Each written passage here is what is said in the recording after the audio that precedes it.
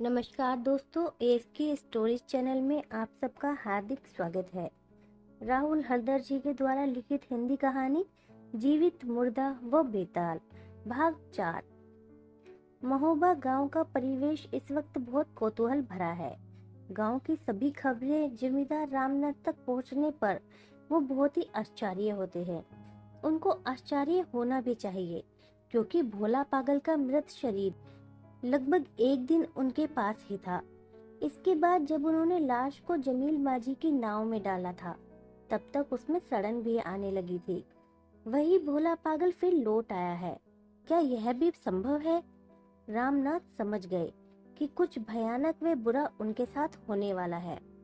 उधर दिनेश गांव के लोगों को अनपढ़ व कम बुद्धि वाला समझता है, इसलिए उनकी बातों पर ध्यान नहीं देता और सब कुछ भ्रम बताकर उड़ा दिया तथा अपने दोस्तों के साथ पहले की तरह ही नशे की दुनिया में खोया रहा।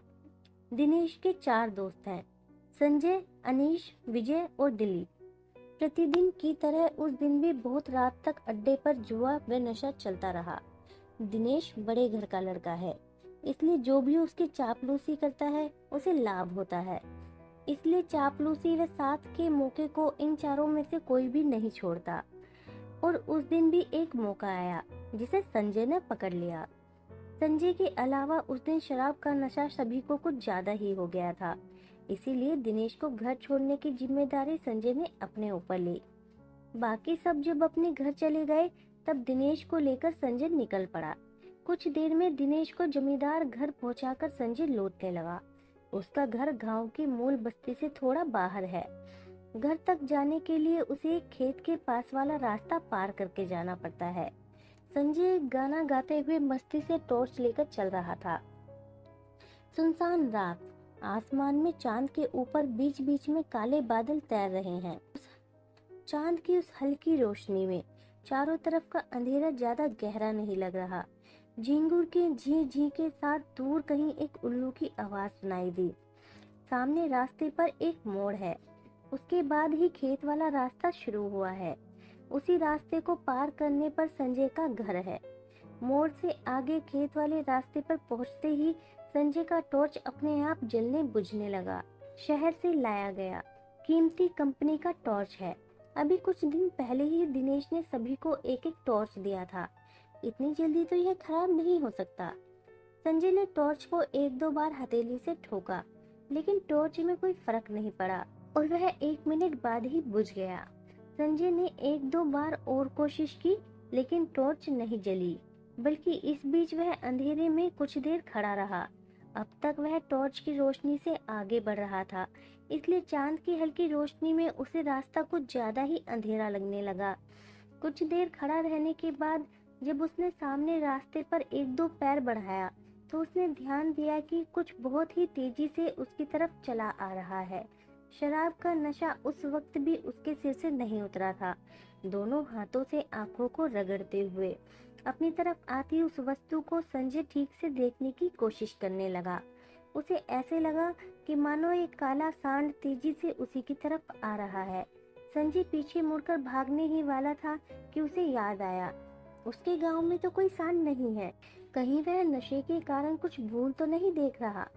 फिर एक बार उसने सामने देखा और टॉर्च के बटन को 2-3 बार दबाकर उसे जलाने की कोशिश करने लगा, लेकिन टॉर्च नहीं जली।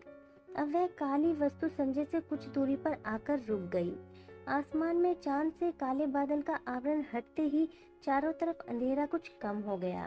संजय ने अब ठीक से देखा कि एक काला धुआं जैसा कुछ रात के इस अंधेरे के साथ मिला हुआ है। अपनी आंखों को रगड़ते हुए उसने उस काले अंधेरे में ठीक से देखना चाहा। आखिर क्या है यह? ऐसी वस्तु उसने पहले कभी नहीं देखी थी। अब उसने ध्यान दिया कि वह काली वस्तु जमीन से ऊपर हवा में तैर रही है। यह देख उसके शरीर के रोए खड़े हो गए। डर की वजह से वह वहां खड़ा नहीं हो पा रहा। संजय उस भयानक अंधेरे में दूसरी तरफ भागने ही वाला था, लेकिन उसके दोनों पैर मानो मिट्टी में धंस गए हैं। अपने पैरों की तरफ देखते ही वह चौंक गया, क्योंकि उसके पैरों के नीचे की सख्त मिट्टी ना जाने कब गीले दलदल में परिवर्तित हो गई थी और इस दलदल में संजय का पैर फंसा हुआ था। चारों तरफ के हल्के अंधेरे से एक हंसी की आवाज सुनाई दे रही है। संजय इस हंसी से परिचित है क्योंकि उस रात को उसने भी मिलकर इस हंसी को हमेशा के लिए खत्म कर दिया था। संजय ने चारों तरफ देखा लेकिन कहीं कोई भी नहीं। यह हंसी मानो हवा के साथ बहकर कहीं से आ रही है। अब संजय के सामने खड़ा वह भयानक अंधेरी जैसी वस्तु काले तरल में परिवर्तित होकर धीरे धीरे उसके पैरों की तरफ बढ़ने लगा। संजय छटपटा रहा है लेकिन सब कुछ व्यर्थ है क्योंकि उसकी छटपटाहट उसे दलदल की ओर अंदर ले जा रही है। उस काले तरल ने संजय को स्पर्श करके उसके पीछे की तरफ चला गया। उस काले तरल द्वारा संजय को छूते ही वह चीख उठा, मानो आग जैसी कोई वस्तु का स्पर्श पा गया हो। अब वह क्या करे? आखिर उसके साथ हो क्या रहा है? अब वो चिल्लाना चाहा, लेकिन मुंह से थोड़ी आवाज निकल बाकी अंदर ही रह गई। संजय ने अनुभव किया कि पीछे से कोई उसकी पीठ पर चढ़ रहा है। अपने दोनों हाथों से गर्दन को पकड़ किसी का शरीर मानो संजय की पीठ पर झूल रहा है। डर व आतंक के कारण संजय के हाथ से टॉर्च नीचे गिर पड़ी और वह अद्भुत तरीके से संजय की तरफ ही जल पड़ा। टॉर्च की रोशनी सीधा संजय के कंधे पर आई है। उसी रोशनी में अब धीरे धीरे एक भयानक चेहरा झलकने लगा। एक छोटा बच्चा जैसे गर्दन के पीछे से पकड़ दोनों पैरों को कमर के बगल से सटाकर अपने चेहरे को कंधे के पास रख देता है। उसी तरह संजय की पीठ पर झूलते हुए उस दूसरे शरीर ने उसके कंधे पर अपना सिर रख दिया। अपनी गर्दन घुमाते ही संजय ने उस चेहरे को स्पष्ट रूप से देखा। भोला पागल का चेहरा। उसके चेहरे पर आधा चमड़ा व मांस नहीं है तथा एक आंख बाहर की तरफ निकली हुई है। उसके धारदार दांत इस चांद की हल्की रोशनी में चमक रहे हैं। संजय ने फिर से चिल्लाना चाहा, लेकिन इस बार उसका मुंह खुला का खुला रह गया क्योंकि तुरंत ही भोला पागल के मुंह से एक लंबी जीभ बाहर निकलकर सांप की तरह संजय के मुंह के अंदर चली गई। अब धीरे धीरे संजय के शरीर का सारा खून उस लंबी जीभ द्वारा भोला पागल के पेट में जाने लगी। किसी जहरीले सांप के शिकार जैसा कुछ छटपटाकर संजय का शरीर शांत हो गया। हवा में तैरती हंसी की आवाज अब धीरे धीरे दूर कहीं गायब हो गई। अगले दिन सुबह गांव के किसान जब खेत में आए तो उन्होंने संजय का सूखा हुआ शरीर देखा। उन सभी ने जल्दी से यह बात गांव वालों को बताई। खेत के पास वाले रास्ते पर पड़े संजय के उस मृत शरीर को देखकर सभी को आश्चर्य हुआ। उसके पूरे शरीर पर कहीं काटने का कोई चिन्ह नहीं, लेकिन शरीर को देखकर ऐसा लग रहा है कि उसमें खून ही नहीं, मानो किसी ने उसके शरीर की आखिरी खून की बूंद को भी चूस लिया है।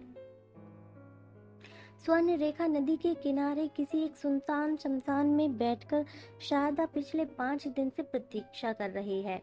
पिछले कुछ सालों में वह तंत्र साधना की पथ पर बहुत ही आगे निकल चुकी है। अब उसे कुछ विशेष शक्ति अर्जित करनी है और इसके लिए उसे कई और भयानक साधनाएं करनी होगी। शारदा इस नदी के किनारे शमशान में किसी शव की प्रतीक्षा में बैठी है क्योंकि उसे अभी शव साधना करनी है। महान उस शक्ति को पाने के लिए शव साधना जरूरी है। इस वक्त उसने देखा नदी में एक शव बह रहा है। यह देख शारदा की आंखें खुशी से फैल गईं। शारदा ने देखा कि बहता हुआ शव सड़कर फूल गया है। इसके अलावा शरीर से बहुत सारे मांस सड़कर निकल गए हैं। शारदा ने एक लंबे बांस द्वारा उस शव को रोका, फिर उसे खींचते हुए किनारे पर लेकर आए। उस शव का पेट फूलकर बड़ा सा हो गया है तथा गले से सिर तक का भाग अब भी पानी में है, इसलिए शारदा समझ नहीं पाई। जब दोनों हाथों से पकड़ उस शव को पानी के बाहर लेकर आई, पहले दृश्य में ही वह आतंक से पीछे हट गई। हालांकि यह देखकर शारदा डरने वालों में से नहीं है, लेकिन उसके मन में कौतूहल और बढ़ गया। शारदा ने देखा उस शव का कोई सिर नहीं है तथा वह समझ गई थी इस तरह सिर को गर्दन से फाड़कर अलग कर देना किसी मनुष्य द्वारा संभव नहीं। उस शव शरीर को जमीन पर लाकर शारदा एक विशेष साधना में बैठ गई। शारदा ने 2-4 सूखी लकड़ी द्वारा आग जलाकर उस पर एक मिट्टी की हांडी रख दी तथा कंधे पर झूलते पोटली में से कुछ साधना वस्तु को निकाला, जिसमें 3 मुख्य सामग्री थी: चूहे की कटी पूंछ, उल्लू का नाखून और छिपकली का शरीर। उन सभी को आग में जलाकर राख करने के बाद उस शव से सड़ा हुआ मांस लेकर हांडी में डाला और एक विशेष सिंदूर जैसा कुछ छिड़कते ही हांडी के ऊपर थोड़ा सा आग जलकर चारों तरफ धुआं हो गया। शारदा ने उस धुएं में देखा एक भयानक व विभत्स मूर्ति नाव के ऊपर बैठकर इसी शव को सिर से फाड़कर अंतड़ियों को निकालकर अपने मुंह के अंदर डाल रही है।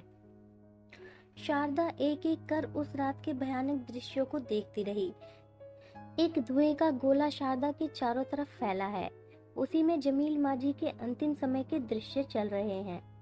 आखिर यह शारदा कौन है और इसे इतनी सारी शक्ति कैसे मिली? आगे की कहानी अगले भाग में।